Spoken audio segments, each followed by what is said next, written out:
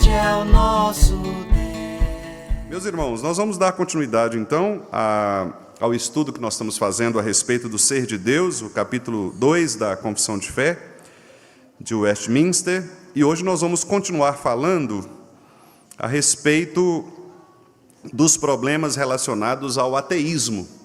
O ateísmo, tanto o ateísmo teórico quanto o ateísmo prático. O ateísmo é uma forma de negação de Deus, e essa forma de negação de Deus ela pode acontecer tanto teoricamente, ou seja, com base naqueles pensadores, que geralmente são filósofos, que de maneira sistemática eles negam a existência de Deus ou a influência de Deus no mundo, né? Mas também existe aquele tipo de ateísmo chamado prático, que é aquela pessoa que vive como se Deus não existisse. É uma espécie de indiferença em relação à existência de Deus. E eu gostaria então, para tomarmos como um texto de referência, embora nós não vamos expor o texto, né? Não é um estudo expositivo, mas é um estudo temático, mas eu gostaria que nós abríssemos no Salmo 14, para que os irmãos pudessem, a partir deste Salmo, verificar quais são alguns dos aspectos que são tomados pelos ateus, tanto teóricos quanto práticos, em relação ao ser de Deus. Salmo 14, esse salmo, curiosamente, ele é repetido no Salmo 53. Os irmãos depois podem comparar, inclusive, vocês vão ver uma semelhança bem próxima entre o Salmo 14 e o 53, são salmos bem parecidos. E também o apóstolo Paulo cita esses primeiros 3 versículos lá na sua carta aos Romanos. Então, esse é um texto muito importante, é um texto de referência quando nós falamos a respeito do ateísmo, ou seja, de como as pessoas negam a existência de Deus, quer seja a negação teórica, como eu disse, aquela negação sistemática, quanto também aquela negação prática, de pessoas que simplesmente vivem como se Deus não existisse. Vamos ler então o Salmo 14, são 7 versículos, né? Nós vamos ler todo esse salmo, vamos ler juntos? Leiamos. Diz o insensato no seu coração: não há Deus. Corrompem-se e praticam abominação. Já não há quem faça o bem. Do céu olha o Senhor para os filhos dos homens, para ver se há quem entenda, se há quem busque a Deus. Todos se extraviaram e juntamente se corromperam. Não há quem faça o bem, não há nenhum sequer. Acaso não entendem todos os obreiros da iniquidade, que devoram o meu povo, como quem come pão, que não invocam o Senhor? Tomar-se-ão de grande pavor, porque Deus está com a linhagem do justo. Meteis a ridículo o conselho dos humildes, mas o Senhor é o seu refúgio. Tomara de Sião viesse já a salvação de Israel. Quando o Senhor restaurar a sorte do seu povo, então exultará Jacó e Israel se alegrará. Vamos orar, meus irmãos, mais uma vez? Pai Santo, nós te agradecemos por esta manhã, novamente, e também pedimos ao Senhor que o Senhor possa agora nos instruir pela tua palavra. Nós já fizemos este pedido por meio das orações dos nossos irmãos, mas nós queremos mais uma vez pedir que o Senhor, por tua misericórdia, abra os nossos entendimentos, ó Deus, o nosso coração, para que a gente possa entender esta mensagem tão significativa de tua palavra, que é a necessidade de nós crermos na existência do Senhor e também na necessidade de crermos não só na existência, mas na interferência do Senhor em nossas vidas. A tua palavra nos diz que o Senhor é um Deus que criou todas as coisas, mas é também o Deus que habitou entre nós. E é o Deus que permanece conosco nas ações do Pai, do Filho e do Espírito Santo.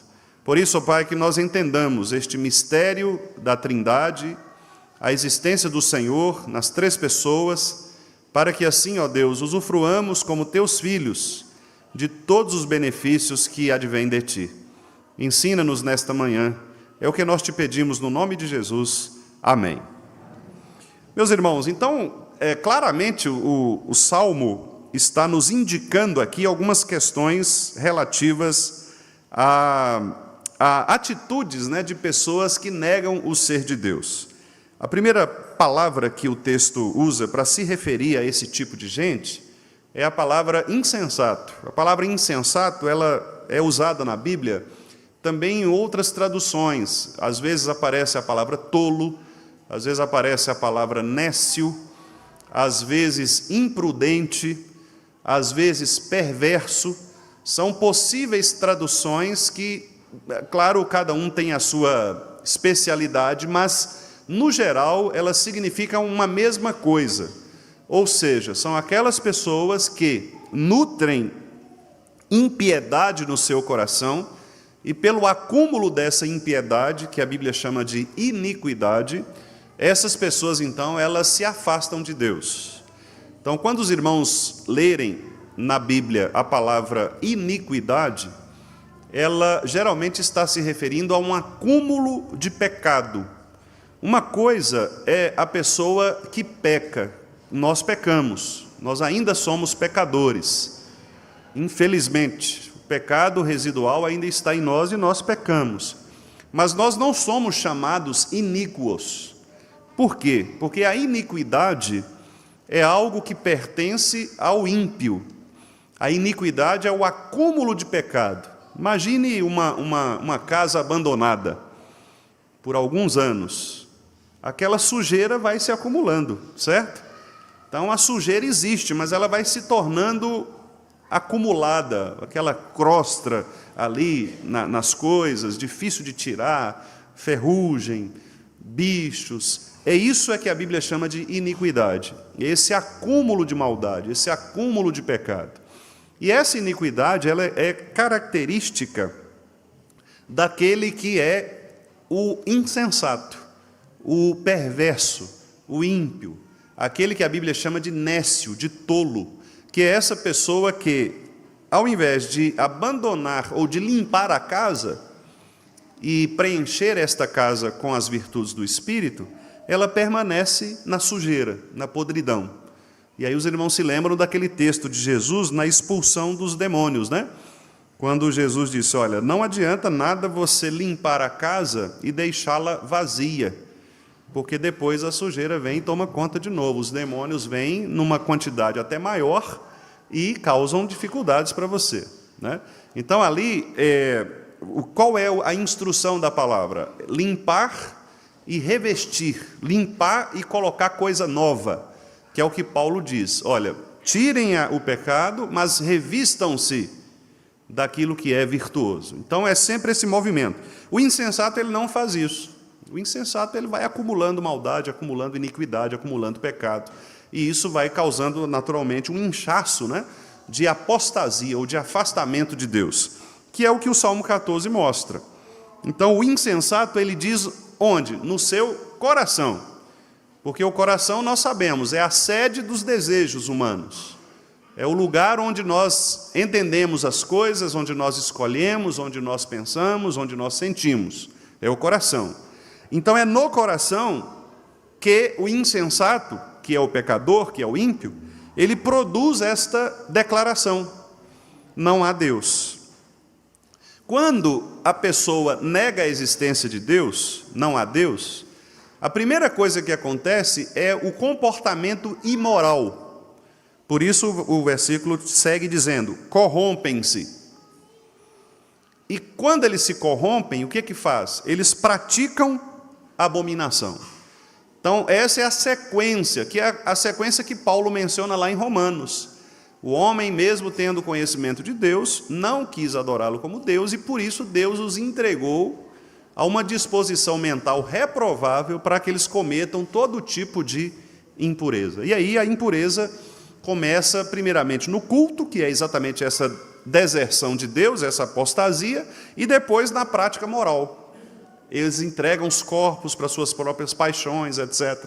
Então, a imoralidade que nós vemos no mundo é consequência de uma negação de Deus. Seja uma negação teórica, daqueles estudiosos, filósofos, etc., que declaram a não existência de Deus, ou seja, de uma negação prática, daquelas pessoas que, embora, entre aspas, acreditam em Deus, na verdade, elas não acreditam em Deus algum, né, a não ser no Deus dos seus próprios prazeres. Então, o Salmo, ele antecipa, né, essa situação, que é uma situação comum do coração humano. Nós estamos em 2024 e talvez nós pensemos, o ateísmo é algo recente. Não, não é. Desde que Deus criou o homem, há uma linhagem de impiedade. Então, o ateísmo, ele é tão velho quanto a queda. Ao existir a queda, o homem se afastou de Deus, portanto, o homem se tornou um ateu, o homem se tornou um ser que se distancia de Deus, quer seja de maneira teórica, como eu disse, ou prática. Mas veja que o Salmo segue mostrando a impressão ou a declaração do próprio Deus da aliança em relação a essas pessoas. Versículo 2 fala que do céu olha o Senhor para os filhos dos homens, para ver se há quem entenda. Entendimento na Bíblia, meus irmãos, é uma habilidade, uma capacidade que o próprio Deus nos dá de discernir suas palavras. Se você ler Provérbios, você vai ver que toda vez que a Bíblia, em Provérbios, usa o termo entendimento, ali está se referindo a uma análise que a pessoa faz a respeito do conhecimento que ela recebe. Porque o caminho é assim, Deus se revela. Quando Ele se mostra, Ele se revela, você vê e aí você analisa, você pensa nisso, você reflete. Esta reflexão, este pensar, é o entendimento, é o que produz o entendimento, certo? Então, isso significa dizer o seguinte, que o simples contato da pessoa com as coisas criadas por Deus não resultará no entendimento a respeito de Deus. Lembra que nós estudamos isso no primeiro capítulo, que é da revelação natural e da revelação especial?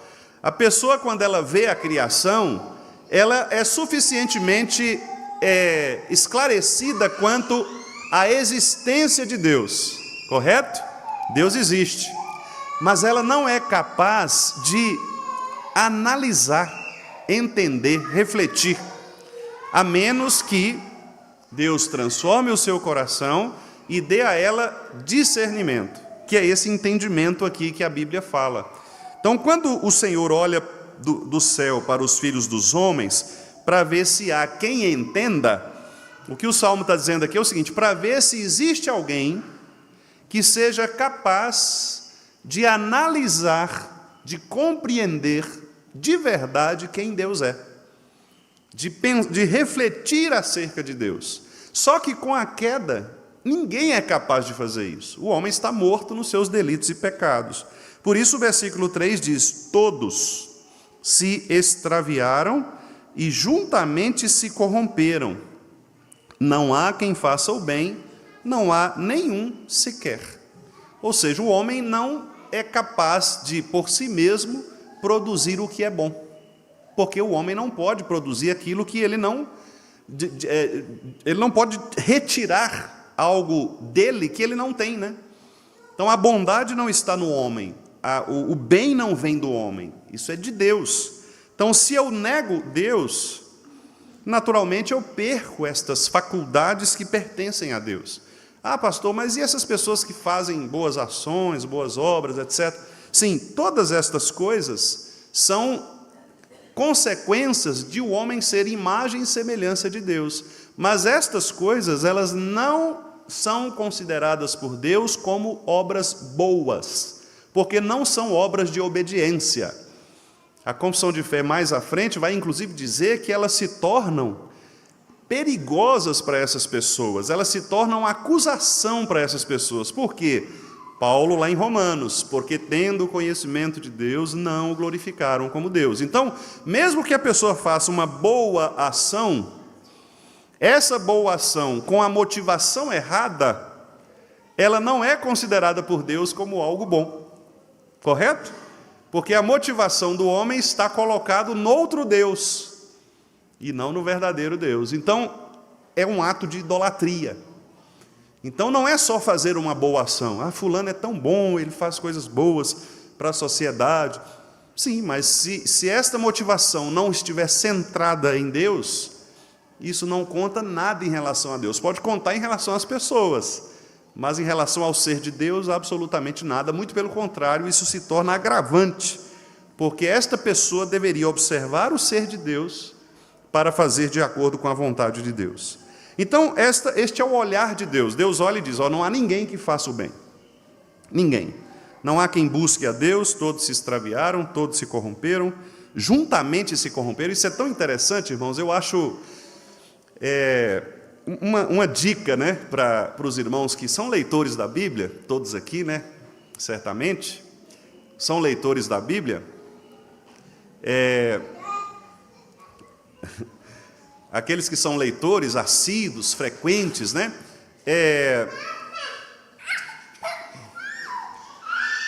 uma dica: não despreze nenhuma palavra, certo? Não despreze nenhuma palavra. Por quê? Porque se Deus quis que a palavra fosse registrada aqui, é porque Ele tem um objetivo. Veja que interessante, o versículo fala assim, todos se extraviaram e juntamente. Por que tem esse advérbio aí? Porque poderia simplesmente dizer assim, e se corromperam. Mas o juntamente está aí para mostrar o seguinte, que existe um acordo entre os pecadores para pecar mais. Entende? Os irmãos vão se lembrar disso com uma passagem bíblica, Torre de Babel. O que aconteceu na Torre de Babel? Acordo, não foi? As pessoas se juntaram para dizer o seguinte, olha, vamos construir uma torre para chegar até o céu. É isso que acontece com a sociedade. As pessoas pecadoras, elas se reúnem para produzir ideias que afastam a sociedade de Deus. Então, os grandes acadêmicos de nosso tempo, estão lá nas universidades, os pesquisadores, eles se reúnem. Para quê? Para produzir ideias nas ciências humanas que afastam as pessoas de Deus.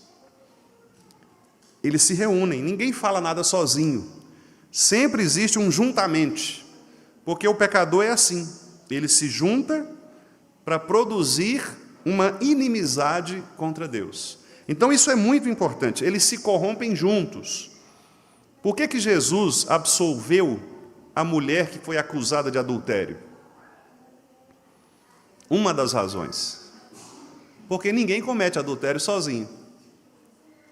Vocês já viram alguém adulterar sozinho? Não. Então esse é um ponto. Cadê o homem? Por que vocês estão trazendo só a mulher? Cadê o homem que pecou com ela? Essa foi uma das razões pelas quais Jesus não aceitou a acusação daquele povo. Certo? Porque deveria ser julgado de acordo com a justiça divina. Ambos deveriam ser julgados. Mas eles fizeram erradamente. Juntaram o povo para corromper a lei. Jesus falou, não, assim não. Não é isso que a lei diz. Certo? Então veja, a palavra de Deus ela é muito significativa, porque cada detalhe nos ensina, meus irmãos. E aí o texto continua. Acaso não entendem todos os obreiros da iniquidade? Né? Veja que obras aqui. Obreiro é quem faz obra. E essas obras são obras de iniquidade, é o que nós acabamos de dizer. São pessoas que se juntam para acumular impurezas, acumular pecados e produzir isso de maneira coletiva. Né? Devoram o meu povo. Por que devoram o meu povo? Porque o acúmulo de iniquidade, o acúmulo de maldade, traz malefícios para o povo de Deus. Se você vive numa sociedade corrupta, você vai sofrer as consequências como o povo de Deus, é ou não é? Se você vive no meio de um povo impuro, de lábios impuros, como disse Isaías, você vai ser impactado pela iniquidade desse povo. Então, nós somos devorados nesse sentido. Hoje nós vivemos numa sociedade, por exemplo, tão permissiva em alguns aspectos, que praticamente nós somos devorados. Você que é jovem, que está numa faculdade, por exemplo, você que está na escola, vocês adolescentes que estão na escola, tentem falar algo sobre Jesus. Tentem falar, por exemplo, que Deus criou o mundo a partir do nada. Vocês serão devorados. Devorados. Pelo professor, pelos colegas. Tente lá na sua faculdade, especialmente se for na área de ciências humanas, falar algo a respeito, por exemplo, de uma visão teológica correta. Você vai ser devorado. Devorado. Devorado. Certo? Eu já fui devorado algumas vezes, ao participar de comissões em serviço público. Eu fazia parte, por exemplo, de uma comissão, que era uma comissão, um núcleo de estudos indígenas e afro-brasileiros. Eu fui devorado, que só tinha eu, que era conservador, que era bíblico. Fui devorado. Aí, ó, até devorado, né? Fiquei com tanto medo que eu pus peso aqui no... Saí da comissão. Saí não, fui saído. Quando houve a renovação da comissão, meu nome não estava lá. E aí eu nem perguntei por quê, porque eu sabia por quê, né? Até dei graças a Deus. E continuam lá hoje, essas pessoas, com visões absolutamente antibíblicas, visões que nada têm a ver com a proposta da palavra de Deus. Então, o que é isso? É a sociedade corrompida que quer agradar o homem, uma sociedade humanista, uma sociedade que despreza Deus, despreza a palavra de Deus e devora aqueles que, porventura, queiram fazer uma proposta bíblica.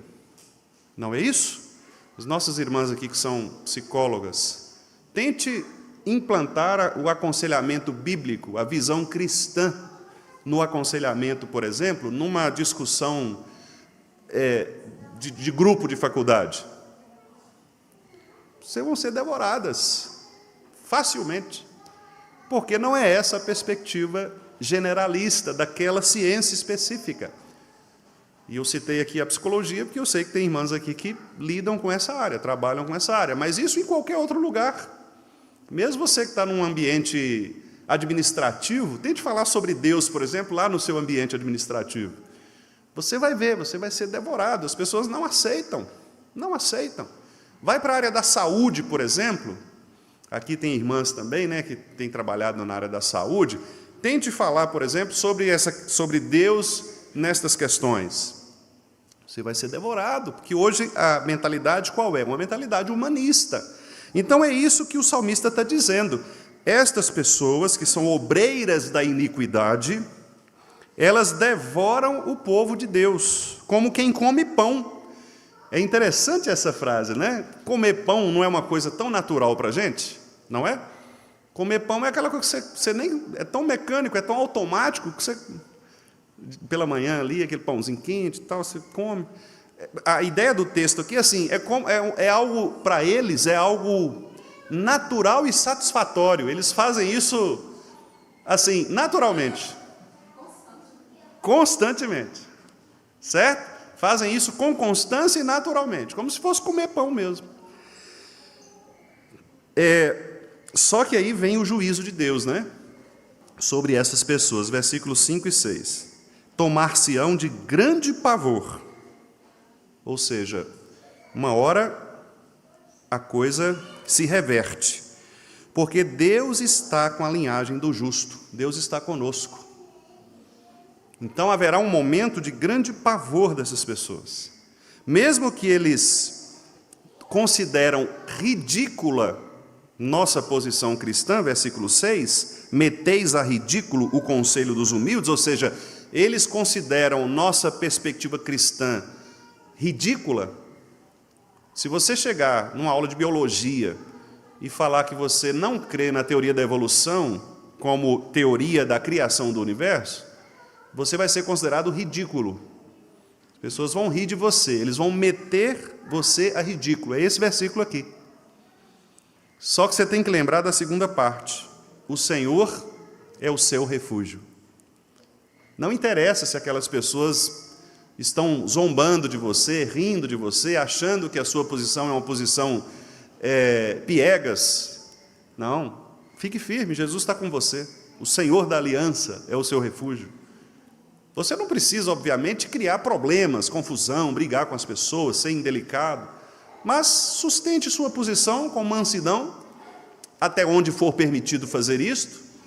Se você quiser se calar, se cale, você já fez sua parte, mas fique tranquilo, o Senhor é o seu refúgio. Tomara de Sião viesse já a salvação de Israel. Aqui é um texto que nós chamamos de messiânico, ou seja, o versículo está apontando para Jesus. De Sião virá a salvação, que é Cristo. Cristo que está no Monte Sião, não é? Então, o Senhor vem para restaurar a sorte do seu povo. E quando o Senhor restaurar a sorte do seu povo, quando Cristo reinar finalmente, Jacó exultará e Israel se alegrará. Ou seja, o povo de Deus estará livre dessas confusões que nós vivemos no tempo de hoje. É o céu, né?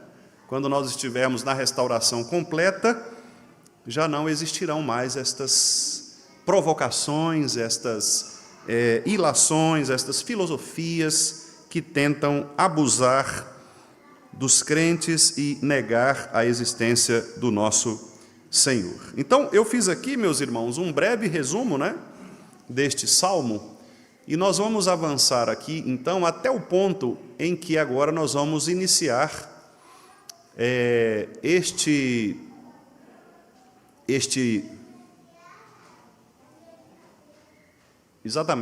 lugar em que nós falamos a respeito do ateísmo. Esta foi a última tela da semana passada.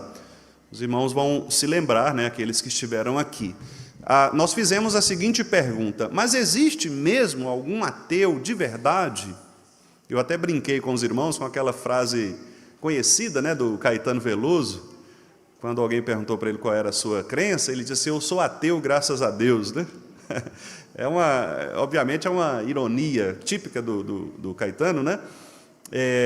E que reflete mesmo esta mentalidade secular, né? As pessoas, elas vivem como se Deus não existisse, mas ao mesmo tempo, naquela hora mais crucial, clamam por Deus, né? Ou pensam que Deus vai ajudá-los de alguma maneira, né?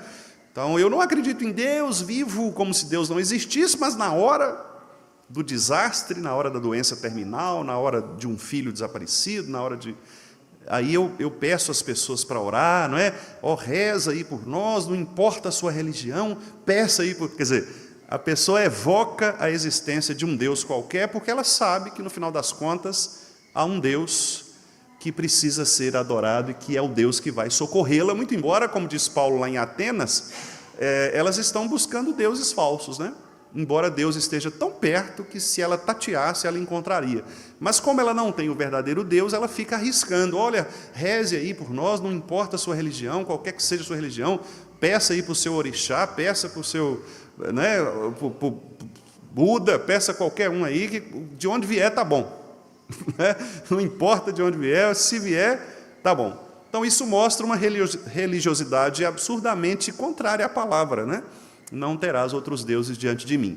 Então, essa tela, na semana passada, nós perguntamos: existe algum ateu mesmo, de verdade? A resposta é não, não existe um ateu completamente ateu. Por quê? E aí, aqui eu trouxe estas observações. Primeiro, os irmãos se lembram, né? Nós falamos porque existe no coração de todo homem, quando nasce, a criancinha sendo gerada no ventre materno, o ser humano, todo homem, existe já nele certo conhecimento de Deus e certo senso da divindade. Aquele termo latino, né, que eu mencionei, sensus divinitatis, senso da divindade. O que é esse senso da divindade?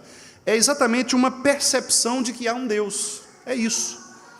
qualquer pessoa com quem você conversar, ela tem uma percepção de que há um Deus. Mesmo que a pessoa seja aquele ateu fervoroso, né? E é até engraçado usar esse adjetivo, porque fervor já indica algo que é tipicamente religioso, né? Por exemplo, o Norman Geisler tem um livro interessante, que o título é assim: Não tenho fé suficiente para ser ateu.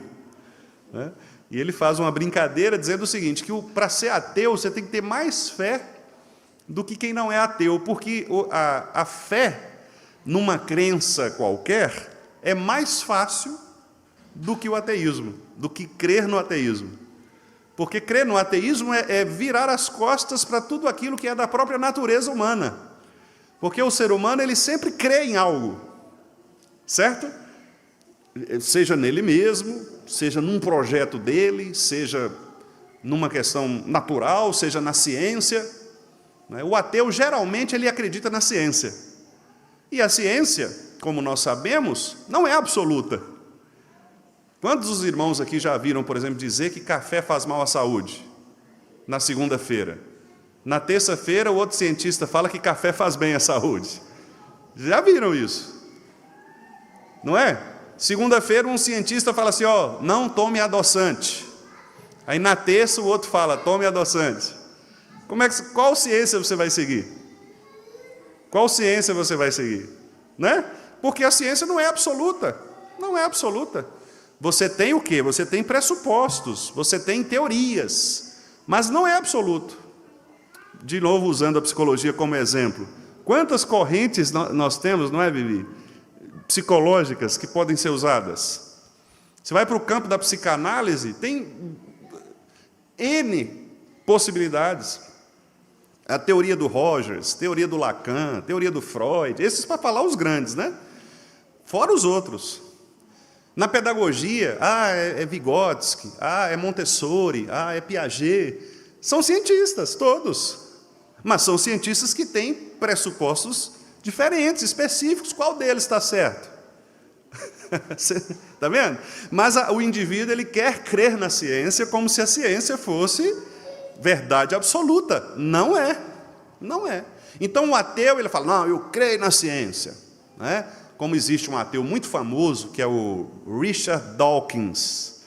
Quando os irmãos estiverem por aí, em alguma livraria, né, quem gosta... Eu não gosto muito de entrar em livraria, vocês sabem disso, né? Meu tempo no shopping, essas coisas, eu passo longe de livraria, né? Vocês sabem disso. Quando estiver passando na livraria, vocês vão dar uma olhada lá. Tem vários livros dele. O Relojoeiro Cego é um livro dele. Tem um outro que eu esqueci o título aqui. Lembra, Pedro?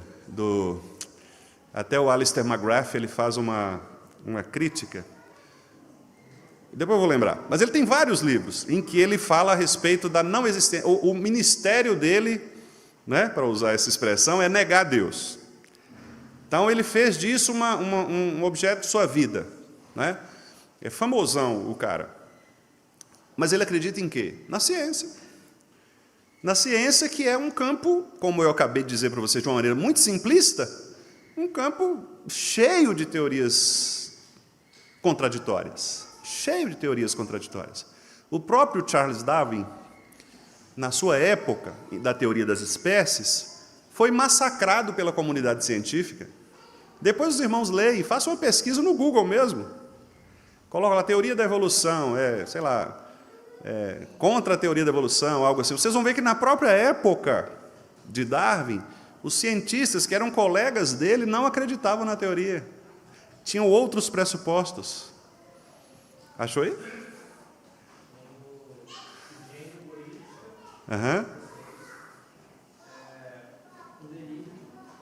Esse aí, o delírio de Deus. É esse aí, obrigado. O delírio de Deus. Esse título é famoso. Aí o Alistair McGrath, que é um apologeta cristão, escreveu um livro para rebater a teoria do Richard Dawkins nesse delírio de Deus. Aí o título do livro do McGrath é O Delírio de Dawkins. Ele inverte, né? Para mostrar que quem está delirando, na verdade, é o cientista, né? Não é Deus. Então, hoje existem discussões muito profundas em relação a isso. E, quer dizer, por quê? Todo ser humano ele tem o senso da divindade. Deus está presente no coração do indivíduo, mas ele quer negar. Só que quando ele quer negar, ele vai ter que procurar outra coisa para pôr no lugar. Porque o espaço que Deus ocupa não é um espaço que pode ser retirado. Se você retira Deus, você tem que pôr outra coisa no lugar. Porque o homem não vive sem a transcendência, que é essa ideia da divindade. Então ele tem que pôr a ciência, ele tem que pôr alguma coisa. Certo? Alguma coisa. Um outro Deus, uma outra religião, uma outra teoria. E aí vai, por isso nós temos hoje tantas e tantas manifestações religiosas, filosóficas, etc., para tentar preencher esse lugar que o homem retirou de Deus. Certo? Essa é a razão fundamental, né, pela qual não há um ateu de verdade. Eu vou virar aqui porque a TV ali vai reiniciar. Todo homem, em segundo lugar, porque todo homem traz a norma de Deus escrita no coração e uma consciência natural de que Deus é Senhor. Falamos disso também, né? A norma de Deus ela está no coração do homem. Não dá, qualquer sociedade que você for, você vai perceber que existem regras de verdade, do certo e do errado, né? Quem colocou isso no coração do homem? Deus. Isso não pode ter vindo de outro lugar. Veio de Deus. Porque Deus é o único princípio unificador do ser humano. Certo? Quem fala que Deus não existe, diz assim, não, isso veio da razão. Immanuel Kant, por exemplo, que é o pai da filosofia moderna, tentou fazer isso. Ele tirou Deus e disse, não, isso aí não é Deus quem produz, é a razão quem produz. A razão humana.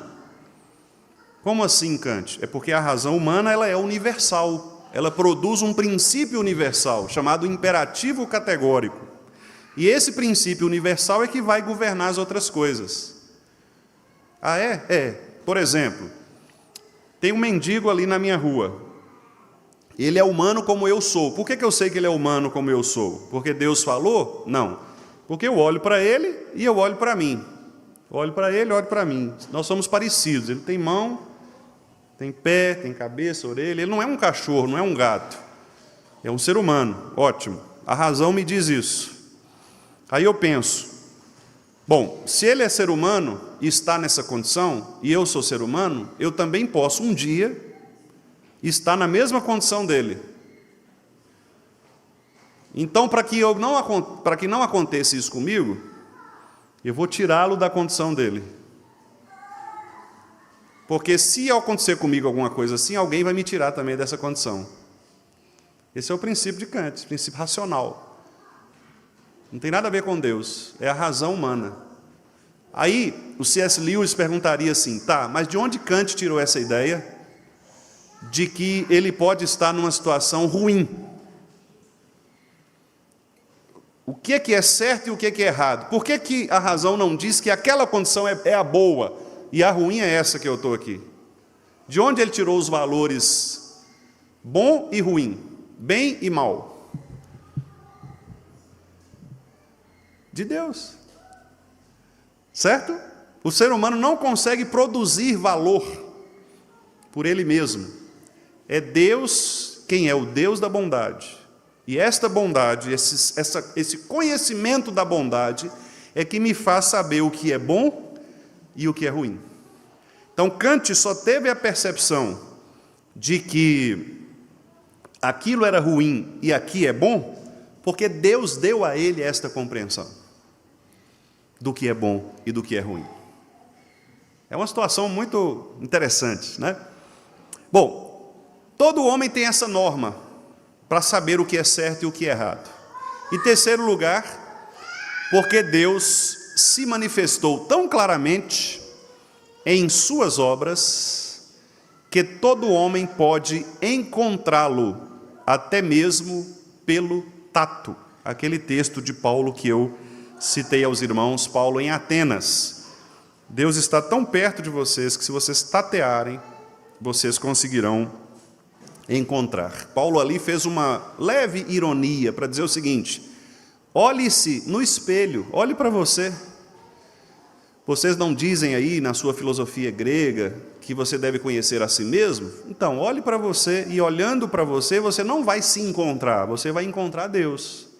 Porque você é imagem e semelhança de Deus. Ele está tão perto que, se você tatear, você vai encontrá-lo. Não é? Paulo usa a ideia da filosofia grega para instruí-los, né, na teologia cristã. Muito bem. Quais tipos de ateísmos nós poderíamos citar? Então, aqui, meus irmãos, eu sei que é uma parte assim mais teórica, mas eu acho que ela é bem fundamental para os irmãos, porque na vida da gente, né, a gente se relaciona com muitas pessoas, muito tipo de gente. E, às vezes, você não sabe muito bem identificar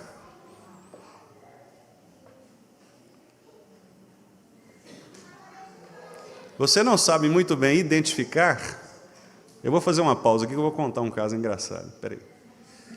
Tinha uma reunião da Juretes lá no seminário. Aí, a primeira reunião que eu fui, o outro companheiro foi também, que é o presbítero Renato Laranjo, da 8ª Igreja.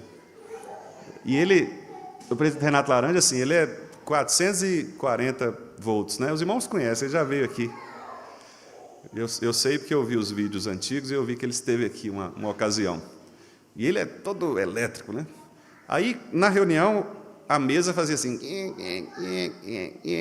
e eu vi que ele estava incomodado com aquilo. Foi a primeira reunião. Aí, tudo bem, na segunda reunião, eu chegava bem cedo, né, porque eu vinha de Montes Claros para cá, então eu chegava aqui 5h30 da manhã, 6 horas, já ia direto para o seminário. Então, quando eu chegava, eu era o primeiro a chegar. Nessa reunião seguinte, eu cheguei, ele já estava lá. Aí ele comprou uma chavinha e ele estava apertando a mesa, né, só para evitar esse na hora da reunião, sabe? Então eu me lembrei dele aqui por causa disso, né? Parece uma pessoa que eu conheço.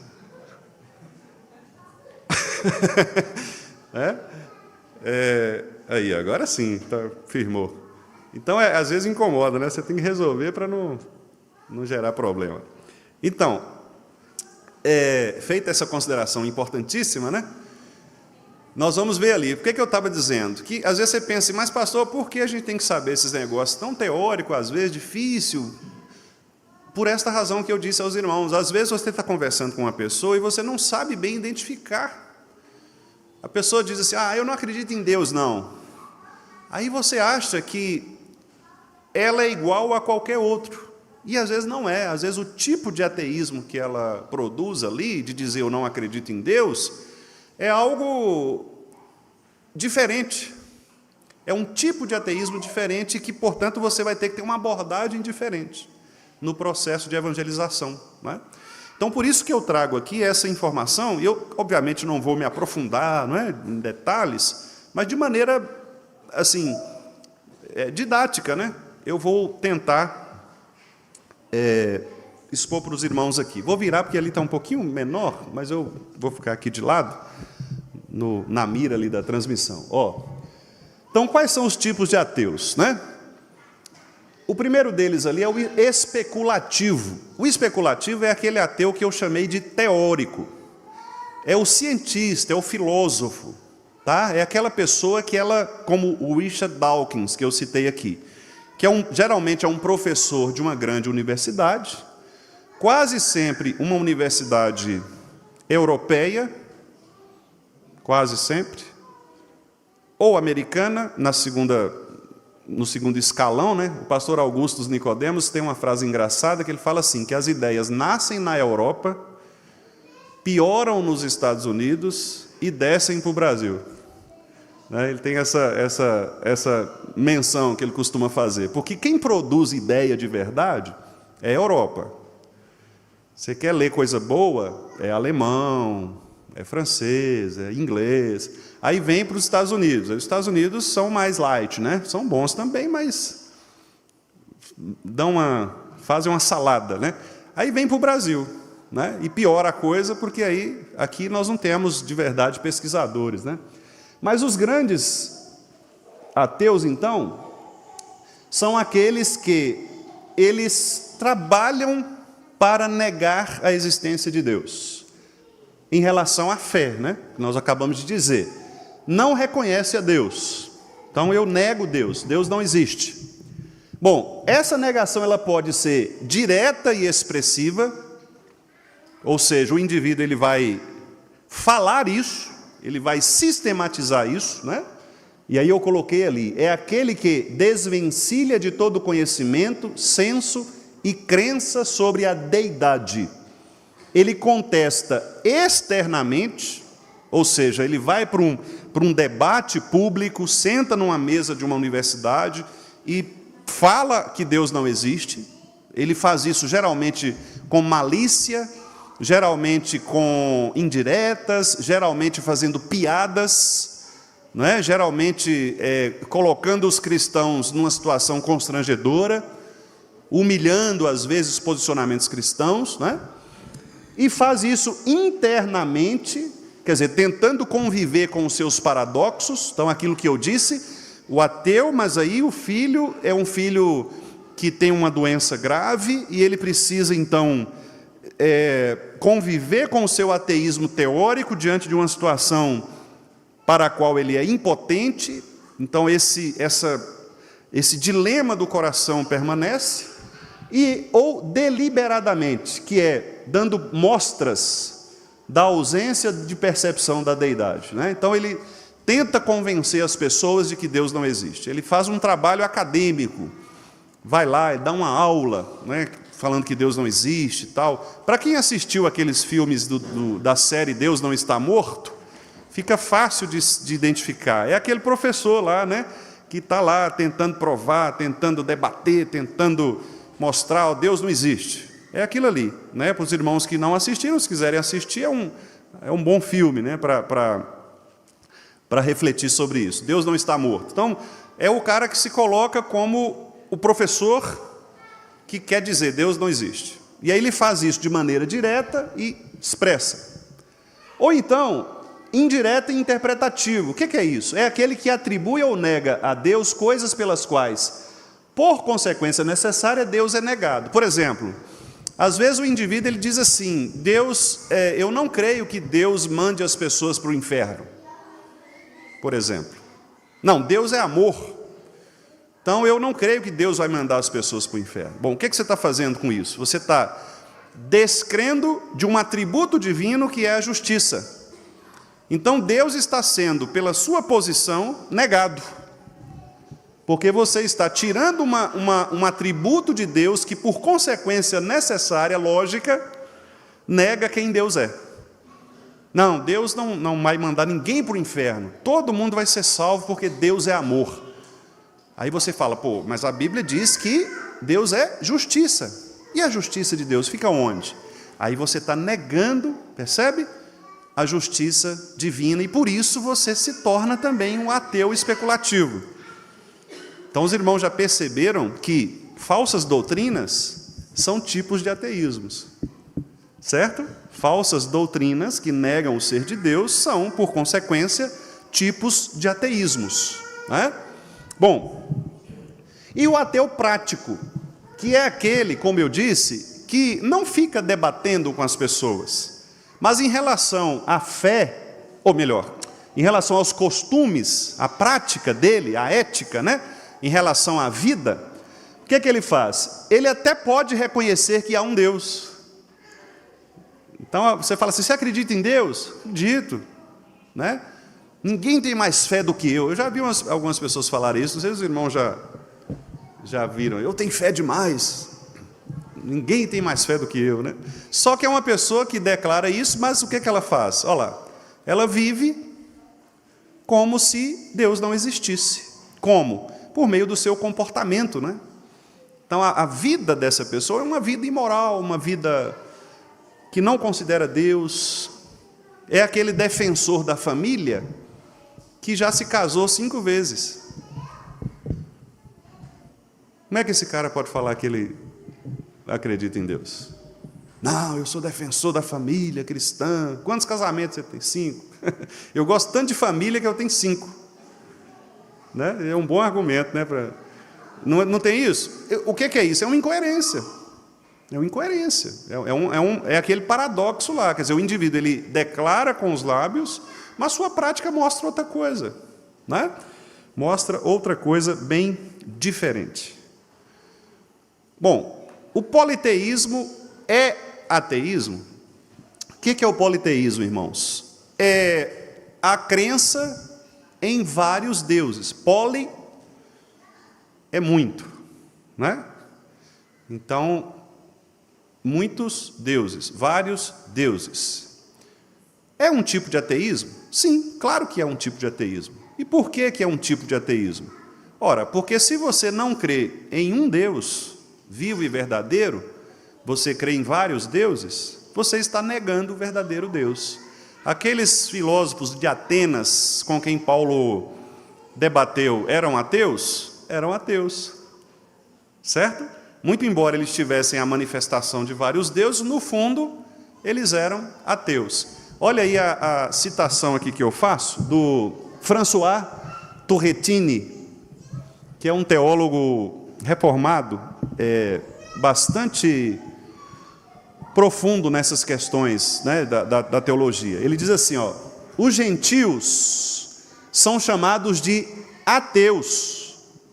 Olha que interessante, vamos ler esse texto aí de Paulo, Efésios 2, 12. Abram aí os irmãos, por favor, Efésios 2, 12.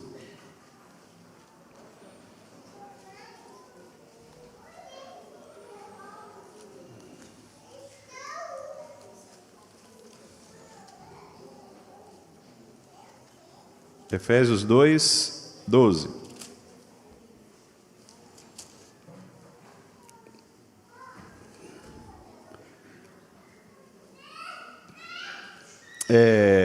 Vamos lá? Vamos ler?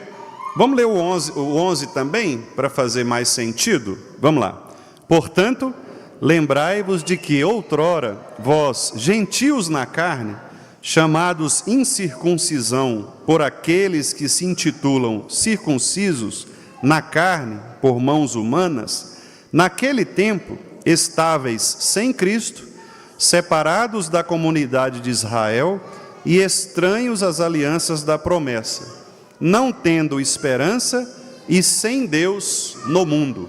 Então, esta expressão aí, sem Deus, que aparece, sem Deus, é a expressão ateu. Ateoi, lá no grego. Sem Deus, ok? Ateoi. Então, eles são chamados de ateoi, ou ateus, ou sem Deus, não porque deixam de reconhecer qualquer deidade, mas porque são destituídos do conhecimento da verdadeira deidade. Aquele que não crê no Deus verdadeiro, necessariamente não tem nenhum Deus. Olha que interessante, né? Então, qual é o seu Deus? Isso é fundamental. Se o seu Deus não for o Deus de Israel, você é um ateu. Porque você crê em uma coisa que não é Deus, porque não há outro Deus. Certo? Não existe outro Deus, né? O que as pessoas chamam de Deus, na verdade, são falsos, não são deuses. Então, Deus mesmo é só o Deus de Israel. Se a pessoa não crê nesse Deus, ela não crê em Deus nenhum. De fato, o politeísta, que é o politeotes, é ateu, ateotes. E depois ele diz também, na sequência, uma coisa é o pensamento real de Deus estar algum tempo ausente da mente de um ateu, e isso por negligência e criminalidade. Outra é estar ausente o conhecimento de Deus. Quer dizer, uma coisa é a pessoa pensar em Deus no dia a dia, outra é ela ter o conhecimento de Deus, e esse conhecimento ele é dado pelo Espírito. Esse conhecimento, como nós vimos aqui no Salmo 14, não é algo produzido pelo homem. Então, primariamente impresso como uma disposição ou hábito permanente E por isso, pelo raciocínio, recebendo sua forma substancial, tanto do livro da natureza, que é a criação, como do livro das Escrituras, que é a palavra especial de Deus. O primeiro caso pode ocorrer algumas vezes, mas o segundo não. O que o Turretini quer dizer aqui? Ele quer dizer o seguinte, que todo ser humano tem a norma de Deus gravada no seu coração. Portanto, todo ser humano é, de acordo com Paulo, indesculpável. Não dá para homem nenhum dizer assim, não, eu não sabia que Deus não existe, que Deus exista. Ele não pode dizer isso. Por quê? Porque a norma de Deus está gravada no coração. Todo ser humano sabe que há um Deus. O problema é que ele elege um falso Deus no lugar do verdadeiro Deus. Correto? Então, todo ser humano sem Deus, de Israel, é ateu. Chocante isso, né? Você chega na rua e você fala assim, em qual Deus você crê? Se não for o Deus de Israel, essa pessoa é um ateu. Alguns diriam, é um à toa, né? Tem um ateu e tem um à toa, né? O à toa é esse aí que vive como se Deus não existisse, né? O ateu. Então, o que fazer, né, com essa situação? E aí, novamente, aqui eu cito o trecho. Deus, aqui é a confissão de fé. É o segundo parágrafo do capítulo 2 que nós estamos analisando, ok? Para a gente fechar com a citação da confissão de fé. Vamos ler juntos? Aqui é a citação da confissão de fé. É o segundo parágrafo do capítulo 2. Vamos ler. Deus tem em si mesmo e de si mesmo toda a vida, glória, bondade e bem-aventurança. Ele é todo suficiente em si e para si, pois não precisa das criaturas que trouxe à existência. Não deriva delas glória alguma, mas somente manifesta a sua glória nelas, por elas, para elas e sobre elas. Ele é a única origem de todo ser. Dele, por ele e para ele são todas as coisas, e sobre elas tem ele soberano domínio para fazer com elas, para elas e sobre elas tudo quanto quiser. Meus irmãos, essa é uma declaração que arrepia, né? É a soberania de Deus, assim, declarada. Deus é dono, é criador, é o único Deus. Tudo o que Ele faz para a glória dEle. Tudo o que Ele faz por meio de nós, para nós, a fim de que esta glória seja manifestada nas suas obras, nas obras do seu poder. Isso é maravilhoso, né? Nós estamos estudando na quinta-feira sobre as obras da criação. Então, vimos na quinta-feira passada sobre a criação, né? Como Deus reflete. Com a graça de Deus, veremos agora a criação dos anjos, depois a criação dos homens, né? Na sequência. E os irmãos vão perceber isso também no catecismo. Deus criou todas as coisas com este objetivo aqui, né? De fazer com que a sua glória seja exaltada e de dominar sobre as suas criaturas. Então esse é um trecho, de fato, assim, distinto. Nós deveríamos carregar no coração, né? Ler, reler, decorar, porque nos dá uma compreensão clara de quem Deus é e também um conforto a respeito disso, né? Nós estamos nas mãos de um Deus que vai nos proteger contra todo o ateísmo. Salmo 14. Salmo 14. O Senhor é o seu refúgio. Os ateus vão rir de nós. Aqueles que têm deuses falsos vão zombar de nós. Vão nos colocar em situações de ridículo. Vão, talvez, quem sabe, impor sobre nós uma situação de constrangimento. Mas o Senhor é o seu refúgio. Você sabe que há um Deus e que Ele age para a glória dEle e por meio da sua vida. Isso é absolutamente confortador. E é o que deve confortar o coração dos adolescentes quando estiverem na sala de aula e que os colegas rirem quando você falar assim, eu creio que Deus criou o mundo, né? Eu creio que Deus criou homem e mulher. Eu creio que o casamento é entre um homem e uma mulher. Quando nós falarmos estas coisas e as pessoas rirem da gente, falarem que nós somos retrógrados, que somos reacionários, que somos isso, que somos aquilo, fique tranquilo, o Senhor é o seu refúgio. O Senhor é o seu refúgio. As pessoas vão zombar de quem é Deus. Ah, mas esse culto que vocês fazem aí, culto ultrapassado. Não se preocupem. Sigamos a palavra do Senhor. Conservemos a boa doutrina da fé.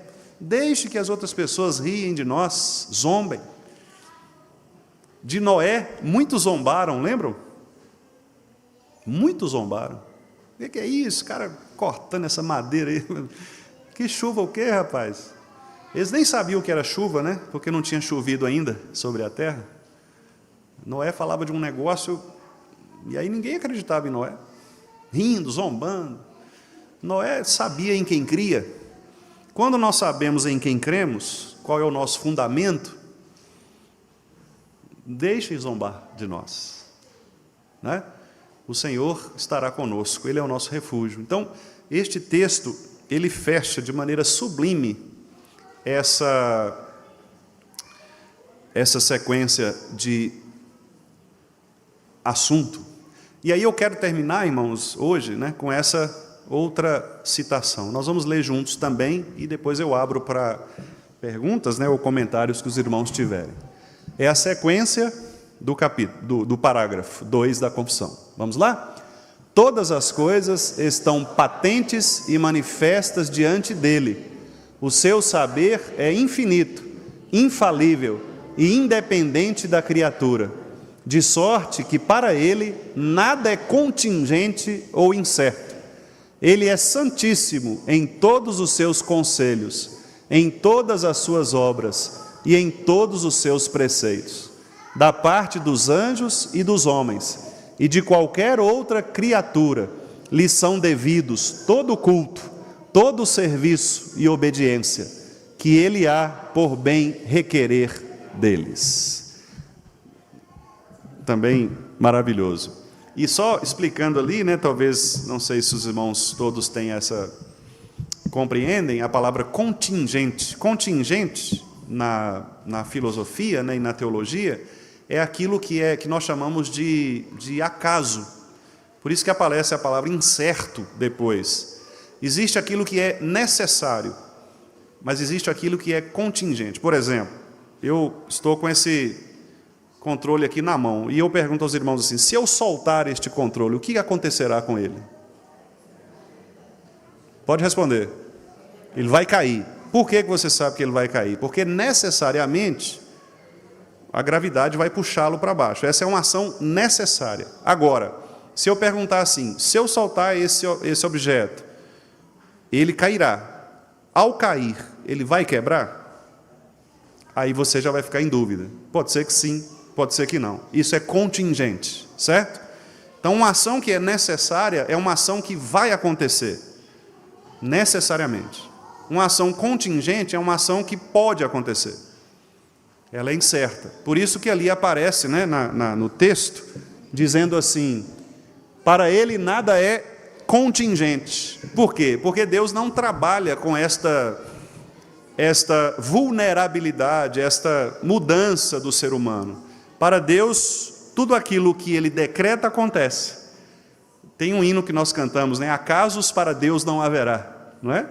Que é exatamente isso. Deus não trabalha com hipótese, com acaso. Ah, se eu fizer isso, vai dar isso, será? Não. Deus, Ele tem o caminho plano, perfeito, não é? De maneira que todas as suas decisões, elas são cumpridas, né? Conforme a sua santa vontade.